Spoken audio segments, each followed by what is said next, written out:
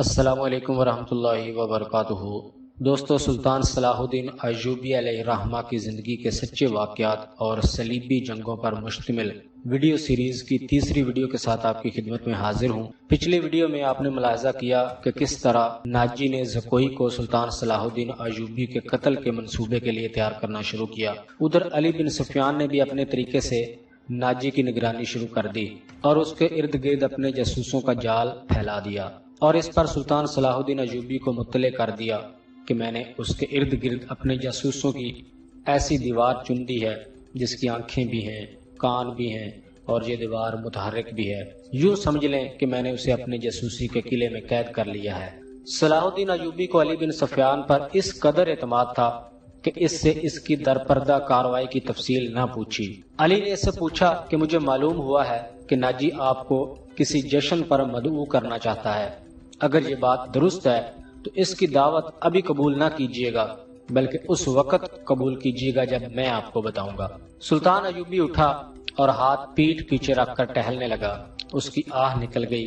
وہ رک گیا اور بولا، علی، زندگی اور موت اللہ کے ہاتھ میں ہے۔ بے مقصد زندگی سے کیا یہ بہتر نہیں کہ انسان پیدا ہوتے ہی مر جائے؟ کبھی کبھی یہ سوچ دماغ میں آ جاتی ہے کہ وہ لوگ شاید خوش نصیب ہیں جن کی قومی حس مردہ ہوتی ہے اور جن کا کوئی کردار نہیں ہوتا، بڑے مزے سے جیتے اور اپنی آئی پر مر جاتے ہیں۔ علی نے کہا، نہیں امیر محترم، وہ لوگ تو بہت بد نصیب ہوتے ہیں۔ صلاح الدین ایوبی نے کہا، ہاں سفیان، تم نے ٹھیک کہا۔ میں جب انہیں خوش نصیب کہتا ہوں تو یہی بات معلوم نہیں کون میرے کان میں کہہ دیتا ہے جو ابھی تم نے کہی ہے، مگر سوچتا ہوں کہ ہم نے تاریخ کا دائرہ اس موڑ پر نہ بدلا تو ملت اسلامیہ بکھر کر وادیوں، جنگلوں اور صحراؤں میں کھو جائے گی۔ ملت کی خلافت 3 حصوں میں بٹ گئی ہے۔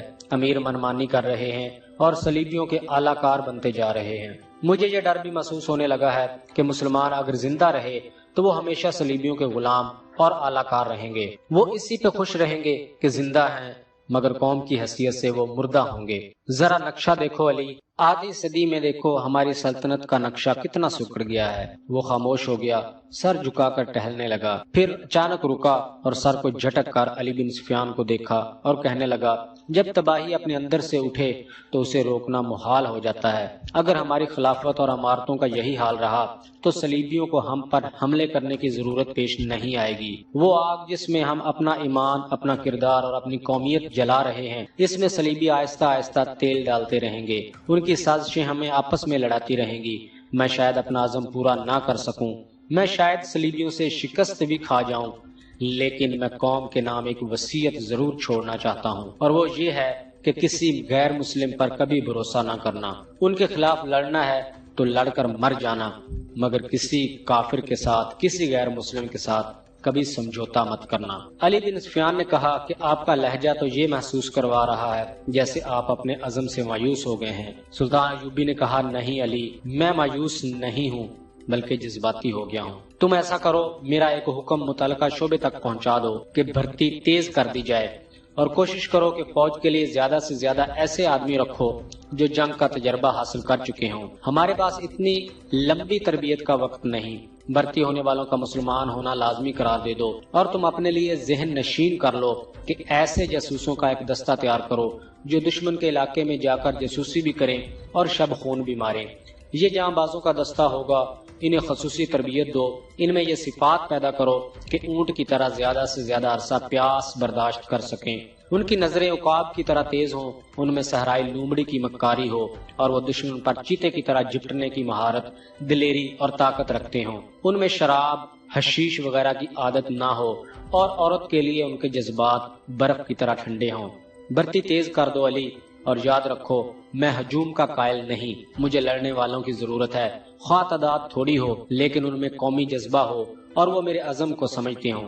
کسی کے دل میں یہ شبہ نہ ہو کہ اسے کیوں لڑایا جا رہا ہے۔ اگلے 10 دنوں میں ہزارہا تربیت یافتہ سپاہی امارت مصر کی فوج میں آ گئے، اور ان 10 دنوں میں ناجی نے زکوئی کو ٹریننگ دے دی کہ وہ صلاح الدین ایوبی کو کون کون سے طریقے سے اپنے حسن کے جال میں پھانس کر اس کی شخصیت اور اس کے کردار کو کمزور کر سکتی ہے۔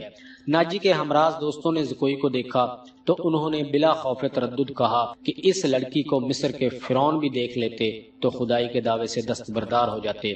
ناجی کا جاسوسی کا اپنا نظام تھا، بہت تیز اور دلیر، وہ معلوم کر چکا تھا کہ علی بن سفیان صلاح الدین ایوبی کا خصوصی مشیر ہے اور عرب کا جانا مانا ہوا سراغ رساں۔ اس نے علی کے پیچھے اپنے جاسوس چھوڑ دیے تھے اور اس نے علی کو قتل کرا دینے کا منصوبہ بھی بنا لیا تھا۔ زکوئی کو ناجی نے صلاح الدین ایوبی کو اپنے دام میں پھانسنے کے لیے تیار کیا تھا، لیکن وہ محسوس نہ کر سکا کہ مراکش کی رہنے والی یہ لڑکی خود اس کے اپنے اعصاب پر سوار ہوتی جا رہی ہے۔ وہ صرف شکل و صورت کی ہی دلکش نہیں تھی، اس کی باتوں میں ایسا جادو تھا کہ ناجی اسے اپنے پاس بٹھا کر اس کے ساتھ گھنٹوں باتیں ہی کیا کرتا رہتا۔ اس نے پہلی دونوں ناچنے گانے والیوں کی طرف سے نگاہیں پھیر لی تھی جو اس کی منظور نظر ہوا کرتی تھی۔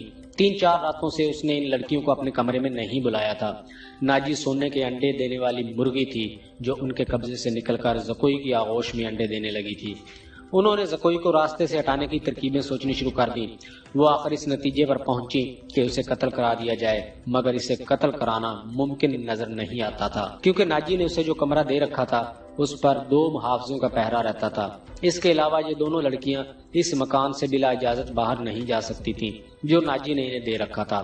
انہوں نے حرم کی خادمہ عورتوں میں سے ایک کو اعتماد میں لینا شروع کر دیا۔ وہ اس کے ہاتھوں زکوئی کو زہر دینا چاہتی تھی۔ علی بن سفیان نے صلاح الدین ایوبی کا محافظ دستہ بھی تبدیل کر دیا۔ یہ سب امیر مصر کے پرانے باڈی گارڈز تھے۔ ان کی جگہ اس نے ان سپاہیوں میں سے باڈی گارڈز کا دستہ تیار کر دیا جو نئی بھرتی میں آئے تھے۔ یہ جاں بازوں کا منتخب دستہ تھا جو سپاہ گری میں بھی طاق تھا اور جذبے کے لحاظ سے اس کا ہر سپاہی مرد حر تھا۔ ناجی کو یہ تبدیلی بالکل پسند نہیں تھی، لیکن اس نے صلاح الدین ایوبی کے سامنے اس تبدیلی کی بے حد تعریف کی اور اس کے ساتھ درخواست کی کہ صلاح الدین ایوبی اس کی دعوت قبول کر لے۔ ایوبی نے اسے جواب دیا کہ وہ 1-8 دن میں سے بتائے گا کہ وہ کب دعوت قبول کر سکے گا۔ اس کے جانے کے بعد صلاح الدین ایوبی نے علی بن سفیان سے مشورہ لیا کہ وہ دعوت پر کب جائے۔ علی نے اسے مشورہ دیا کہ اب وہ کسی بھی وقت دعوت قبول کر لے۔ دوسرے ہی دن صلاح الدین ایوبی نے ناجی کو بتایا کہ وہ کسی بھی رات دعوت پر آ سکتا ہے۔ ناجی نے 3 روز بعد کی دعوت دی اور بتایا کہ یہ دعوت کم اور جشن زیادہ ہوگا اور یہ جشن شہر سے دور صحرا میں مشعلوں کی روشنی میں منایا جائے گا۔ ناچ گانے کا انتظام ہوگا، باڈی گارڈز کے گھوڑا سوار اپنے کرتب دکھائیں گے، شمشیر زنی اور بغیر ہتھیاروں کی لڑائی کے مقابلے ہوں گے اور صلاح الدین ایوبی کو رات وہیں قیام کرایا جائے گا۔ رہائش کے لیے خیمے نصب ہوں گے۔ صلاح الدین ایوبی پروگرام کی تفصیل سنتا رہا۔ اس نے ناچ گانے پر بھی اعتراض نہ کیا۔ ناجی نے ڈرتے جھجکتے کہا، فوج کے بیشتر سپاہی جو مسلمان نہیں یا جو ابھی نیم مسلمان ہیں کبھی کبھی شراب پیتے ہیں۔ وہ شراب کی عادی نہیں، وہ اجازت چاہتے ہیں کہ جشن میں انہیں شراب پینے کی اجازت دی جائے۔ سلطان ایوبی نے کہا کہ آپ ان کے کمانڈر ہیں، آپ چاہیں تو انہیں اجازت دے دیں، نہ دینا چاہیں تو میں آپ پر اپنا حکم نہیں چلاؤں گا۔ امیر مصر کا اقبال بلند ہو، ناجی نے غلاموں کے سے انداز میں کہا، میں کون ہوتا ہوں اس کام کی اجازت دینے والا جس کو آپ سخت ناپسند کرتے ہیں۔ سلطان ایوبی نے کہا، انہیں اجازت دے دیں کہ جشن کی رات ہنگامہ آرائی اور بدکاری کے سوا سب کچھ کر سکتے ہیں۔ اگر شراب پی کر کسی نے ہلہ گلہ کیا تو اسے سخت سزا دی جائے گی۔ یہ خبر جب صلاح الدین ایوبی کے سٹاف تک پہنچی کہ ناجی صلاح الدین ایوبی کے اعزاز میں جو جشن منعقد کر رہا ہے اس میں ناچ گانا ہوگا اور غیر مسلم سپاہی شراب بھی پی سکیں گے اور صلاح الدین ایوبی نے اس جشن کی دعوت ان خرافات کے باوجود قبول کر لی ہے، تو سب حیرت سے ایک دوسرے کا منہ دیکھنے لگے۔ کسی نے کہا کہ ناجی جھوٹ بولتا ہے، وہ دوسروں پر اپنا رعب ڈالنا چاہتا ہے، اور کسی نے یہ رائے دی کہ ناجی کا جادو صلاح الدین ایوبی پر چل گیا ہے۔ یہ رائے ان سربراہوں کو پسند آئی جو ناجی کے ہم نوالا و ہم پیالہ تھے۔ صلاح الدین ایوبی نے چارج لیتے ہی ان کے لیے عیش و عشرت، شراب نوشی اور بدکاری کو جرم قرار دے دیا تھا۔ اس نے ایسا سخت ڈسپلن رائج کر دیا تھا کہ کسی کو پہلے کی طرح فرائض سے کوتاہی کی جرت نہیں ہوتی تھی۔ وہ اس پر خوش تھے کہ آج نیا امیر مصر نے کسی دعوت میں شراب اور رقص کی اجازت دے دی ہے تو کل پرسوں وہ خود بھی ان رنگینیوں کا رسیا ہو جائے گا۔ صرف علی بن سفیان وہ واحد شخص تھا جسے علم تھا کہ سلطان صلاح الدین ایوبی نے ان خرافات کی اجازت کیوں دی ہے۔ جشن کی شام آ گئی۔ ایک تو چاندنی رات تھی، صحرا کی چاندنی اتنی شفاف ہوتی ہے کہ ریت کے ذرے بھی نظر آ جاتے ہیں۔ دوسرے ہزارہ مشعلوں نے وہاں صحرا کی رات کو دن بنا دیا تھا۔ باڈی گارڈز کا ہجوم تھا جو ایک وسیع میدان کے گرد دیواروں کی طرح کھڑا تھا۔ ایک طرف صلاح الدین ایوبی کے بیٹھنے کے لیے جو مسند رکھی گئی تھی وہ کسی بہت بڑے شاہ کا تخت معلوم ہوتی تھی۔ اس کے دائیں بائیں بڑے رتبوں کے مہمانوں کی نشستیں تھیں۔ اس وسیع و عریض تماشا گاہ سے تھوڑی دور مہمانوں کے لیے نہایت خوبصورت خیمے نصب تھے۔ ان سے ہٹ کر ایک بڑا خیمہ صلاح الدین ایوبی کے لیے نصب کیا گیا تھا جہاں اسے رات بسر کرنی تھی۔ علی بن سفیان نے سورج غروب ہونے سے پہلے وہاں جا کر اس خیمے کے ارد گرد محافظ کھڑے کر دیے تھے۔ جب علی بن سفیان وہاں محافظ کھڑے کر رہا تھا ناجی زکوئی کو آخری ہدایات دے رہا تھا۔ اس شام زکوئی کا حسن کچھ زیادہ ہی نکھر آیا تھا۔ اس کے جسم سے ایسے عطر کی بھینی بھینی خوشبو اٹھ رہی تھی جس میں سحر کا تاثر تھا۔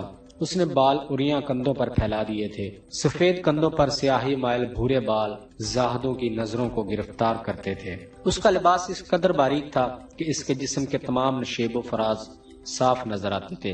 اس کے ہونٹوں پر قدرتی تبسم ادھ کھلی کلی کی مانند تھا۔ ناجی نے اسے سر سے پاؤں تک دیکھا اور کہا، صلاح الدین ایوبی پر تمہارے جسمانی حسن کا شاید اثر نہ ہو، اپنی زبان استعمال کرنا، وہ سبق بھولنا نہیں جو میں نے اتنے دنوں سے تمہیں پڑھا رکھا ہے، اور یہ بھی نہ بھولنا کہ اس کے پاس جا کر اس کی لونڈی نہ بن جانا، انجیر کا وہ پھل بن جانا جو درخت کی چوٹی پر نظر آتا ہے مگر درخت پر چڑھ کر دیکھو تو غائب ہو جاتا ہے۔ اسے اپنے قدموں میں بٹھا لینا، میں تمہیں یقین دلاتا ہوں کہ تم اس پتھر کو پانی میں تبدیل کر لو گی۔ اسی زمین پر کلوپترا نے بھی ایک مرد آہن کو اپنے حسن اور جوانی سے پگھلا کر مصر کی ریت میں بہایا تھا۔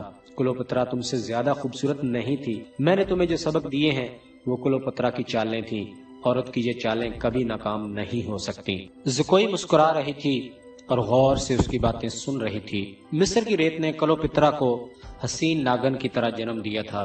مصر کی تاریخ اپنے آپ کو دہرانے والی تھی۔ سورج غروب ہو گیا تو مشعلیں جل اٹھیں۔ صلاح الدین ایوبی گھوڑے پر سوار ہو کر وہاں پہنچ گیا۔ اس کے دائیں بائیں آگے اور پیچھے اس کے محافظوں کے گھوڑے تھے جو علی بن سفیان نے منتخب کیے تھے۔ اسی دستے میں سے اس نے 10 محافظ شام سے پہلے ہی یہاں لا کر صلاح الدین ایوبی کے خیمے کے ارد گرد کھڑے کر دیے تھے۔ سازوں نے دف کی آواز پر استقبالیہ دھن بجائی اور صحرا امیر مصر صلاح الدین ایوبی زندہ باد کے نعروں سے گونجنے لگا۔ ناجی نے آگے بڑھ کر استقبال کیا اور کہا، آپ کے جان نثار عظمت اسلام کے پاسبان آپ کو بسر و چشم خوش آمدید کہتے ہیں۔ ان کی بے تابیاں اور بے قراریاں دیکھیے، آپ کے اشارے پر کٹ مریں گے۔ نیز اسے خوش آمد کے لیے جو بھی الفاظ یاد آئے اس نے کہہ ڈالے۔ جو ہی صلاح الدین ایوبی اپنی شاہانہ نشست پر بیٹھا، سرپٹ دوڑتے گھوڑوں کی ٹاپوں کی آوازیں سنائی دی۔ گھوڑے جب مشعلوں کی روشنی میں آئے تو سب نے دیکھا کہ 4 گھوڑے دائیں سے اور 4 بائیں سے دوڑتے آ رہے تھے۔ ہر ایک پر ایک سوار تھا۔ ان کے پاس ہتھیار نہیں تھے، وہ ایک دوسرے کے آمنے سامنے آ رہے تھے۔ صاف ظاہر تھا کہ وہ ٹکرا جائیں گے۔ کسی کو معلوم نہیں تھا کہ وہ کیا کریں گے۔ وہ ایک دوسرے کے قریب آئے تو دونوں فریقوں کے سوار رکابوں میں پاؤں جما کر کھڑے ہو گئے۔ پھر انہوں نے لگامیں ایک ایک ہاتھ میں کر لی اور دوسرے بازو پھیلا دیے۔ دونوں اطراف کے گھوڑے بالکل آمنے سامنے آ گئے اور سواروں کی دونوں پارٹیاں ایک دوسری سے الجھ گئیں۔ سواروں نے ایک دوسرے کو پکڑنے اور گھوڑے سے گرانے کی کوشش کی۔ جب گھوڑے آگے نکل گئے تو 2 سوار جو گھوڑوں سے گر پڑے تھے ریت پر کلا بازیاں کھا رہے تھے۔ ایک طرف کے ایک سوار نے دوسری طرف کے ایک سوار کو ایک بازو میں جکڑ کر اسے گھوڑے سے اٹھا لیا تھا اور اسے اپنے گھوڑے پر ڈال کر لے جا رہا تھا۔ ہجوم نے اس قدر شور برپا کیا کہ اپنی آواز اپنے آپ کو بھی سنائی نہیں دیتی تھی۔ یہ سوار اندھیرے میں غائب ہوئے تو دونوں طرف سے 4 اور گھوڑے آئے اور اسی طرح مقابلہ ہوا۔ اسی طرح 8 مقابلے ہوئے اور اس کے بعد شتر سوار آئے۔ پھر گھوڑا سواروں اور شتر سواروں نے سواری کے متعدد کرتب دکھائے۔ اس کے بعد تیغ زنی اور بغیر ہتھیاروں کی لڑائی کے مظاہرے ہوئے جن میں کئی ایک سپاہی زخمی ہو گئے۔ صلاح الدین ایوبی شجاعت اور بے خوفی کے ان مظاہروں اور مقابلوں میں جذب ہو کے رہ گیا تھا۔ اسے ایسی ہی بہادر فوج کی ضرورت تھی۔ اس نے علی بن سفیان کے کان میں کہا، اگر اس فوج میں اسلامی جذبہ بھی ہو تو میں صرف اسی فوج سے صلیبیوں کو گھٹنوں بٹھا سکتا ہوں۔ علی بن سفیان نے وہی مشورہ دیا جو وہ پہلے بھی دے چکا تھا۔ اس نے کہا، اگر ناجی سے کمان لے لی جائے تو جذبہ بھی پیدا ہو جائے گا۔ مگر صلاح الدین ایوبی ناجی جیسے ذہین اور تجربہ کار سالار کو سبکدوش کرنے کی بجائے سدھار کر راہ حق پر لانا چاہتا تھا۔ وہ اس جشن میں اپنی آنکھوں یہی دیکھنے آیا تھا کہ یہ فوج کردار کے لحاظ سے کیسی ہے۔ اسے ناجی کی اس درخواست سے ہی مایوسی ہو گئی تھی کہ اس کے سپاہی اور کمانڈر شراب پینا چاہتے ہیں اور ناچ گانا بھی ہوگا۔ صلاح الدین ایوبی نے اس کی درخواست اس وجہ سے منظور کی تھی کہ وہ دیکھنا چاہتا تھا کہ یہ لشکر کس حد تک عیش و عشرت میں ڈوبا ہوا ہے۔ دوسرا وہ یہ بھی دیکھنا چاہتا تھا کہ لشکر کی جب خواہش پوری ہوگی تو وہ اپنے بھرپور کمالات کا اظہار کرنے کی کوشش کریں گے جس سے ان کے اندر کا جذبہ اور ان کی طاقت کا مظاہرہ ہونا تھا، اور یہی صلاح الدین ایوبی دیکھنا چاہتا تھا۔ بہادری، شاہ سواری اور تیغ زنی وغیرہ کے مظاہروں اور مقابلوں میں تو یہ فوج عسکری اور جنگی معیار پر پوری اترتی تھی، مگر کھانے کا وقت آیا تو یہ فوج بدتمیزوں، جنگلیوں اور ہنگامہ پرور لوگوں کا بے قابو ہجوم بن گئی۔ کھانے کا انتظام وسیع عریض میدان میں کیا گیا تھا۔ ایک طرف فوج کے کم و بیش 2000 آدمیوں کے لیے کھانا چنا گیا تھا اور ان سے ذرا دور صلاح الدین ایوبی اور دیگر بڑے بڑے مہمانوں کے کھانے کا انتظام تھا۔ سینکڑوں سالم دمبے اور بکرے، اونٹوں کی سالم رانے، ہزاروں مرغ روسٹ کیے گئے تھے۔ دیگر لوازمات کا کوئی شمار نہ تھا اور سپاہیوں کے سامنے شراب کے چھوٹے چھوٹے مشکیزے اور سراہیاں رکھ دی گئی تھیں۔ سپاہی کھانے اور شراب پر ٹوٹ پڑے، فٹافٹ اور غٹاغٹ شراب چڑھانے لگے اور مار کا آرائی ہونے لگی۔ صلاح الدین ایوبی جو منظر دیکھ رہا تھا اور خاموش تھا، اس کے چہرے پر کوئی ایسا تاثر نہیں تھا جو یہ ظاہر کرتا کہ وہ کیا سوچ رہا ہے۔ اس نے ناجی سے صرف اتنا پوچھا، 50,000 فوج میں سے آپ نے یہ سپاہی دعوت کے لیے کس طرح منتخب کیے تھے؟ کیا یہ آپ کے بدترین سپاہی ہیں؟ ناجی نے کہا، نہیں امیر مصر، یہ 2000 عسکری میرے بہترین آدمی ہیں۔ آپ نے ان کے مظاہرے دیکھے ہیں، ان کی بہادری دیکھی ہے۔ میدان جنگ میں یہ جس جاں بازی کا مظاہرہ کریں گے وہ آپ کو حیران کر دے گی۔ آپ ان کی بدتمیزی کو نہ دیکھیں، یہ آپ کے اشارے پر جانے قربان کر دیں گے۔ میں انہیں کبھی کبھی کھلی چھٹی دے دیا کرتا ہوں تاکہ مزے سے پہلے دنیا رنگ و بو سے پورا لطف اٹھا لیں۔ صلاح الدین ایوبی نے اس استدلال کے جواب میں بھی کچھ نہ کہا۔ ناجی جب دوسرے مہمانوں کی طرف متوجہ ہوا تو صلاح الدین ایوبی نے علی بن سفیان سے کہا، میں جو دیکھنا چاہتا تھا وہ دیکھ لیا ہے۔ یہ سوڈانی عسکری شراب اور ہنگامہ آرائی کے عادی ہیں۔ تم کہتے ہو کہ ان میں جذبہ نہیں، میں دیکھ رہا ہوں کہ ان میں کردار بھی نہیں۔ اس فوج کو اگر تم میدان جنگ میں لے گئے تو یہ لڑنے کی بجائے اپنی جان بچانے کی فکر کرے گی اور مال غنیمت لوٹنے کی کوشش میں رہے گی اور مفتوح کی عورتوں کے ساتھ وحشیانہ سلوک کرے گی۔ علی بن سفیان نے کہا کہ اس کا علاج یہ ہے کہ آپ نے مختلف خطوں سے جو فوج تیار کی ہے ان ناجی کے اس 50,000 سوڈانی لشکر میں مدغم کر دیا جائے۔ برے سپاہی اچھے سپاہیوں کے ساتھ مل جل کر اپنی عادتیں بدل دیا کرتے ہیں۔ صلاح الدین ایوبی مسکرایا اور علی سے کہا، تم یقیناً میرے دل کا راز جانتے ہو۔ میرا منصوبہ یہی ہے جو میں ابھی تمہیں نہیں بتانا چاہتا تھا، کسی سے اس کا ذکر مت کرنا۔ علی بن سفیان میں یہی وصف تھا کہ وہ دوسروں کے دلوں کے راز جان لیتا تھا۔ وہ غیر معمولی طور پر ذہین تھا۔ وہ کچھ اور کہنے ہی لگا تھا کہ ان کے سامنے کئی اور مشعلیں روشن ہو گئیں۔ زمین پر بیش قیمت قالین بچھے ہوئے تھے۔ شہنائی اور سارنگ کا ایسا میٹھا اور پرسوز نغمہ ابھرا کہ مہمانوں پر سناٹا طاری ہو گیا۔ ایک طرف سے ناچنے والیوں کی قطار نمودار ہوئی۔ 20 لڑکیاں ایسے باریک اور نفیس لباس میں ملبوس چلی آ رہی تھیں جن میں ان کے جسموں کا انگ انگ نظر آ رہا تھا۔ ہر ایک کا لباس نہایت باریک تھا جو شانوں سے ٹخنوں تک لمبا تھا۔ ان کے بال کھلے ہوئے تھے اور اسی ریشم کا حصہ نظر آتے تھے جس کا انہوں نے لباس پہن رکھا تھا۔ صحرا کی ہلکی ہلکی ہوا سے اور لڑکیوں کی چال سے یہ ڈھیلا ڈھالا لباس ہلتا تھا تو یوں لگتا تھا جیسے پھولدار پودوں کی ڈالیاں فضا میں تیرتی آ رہی ہوں۔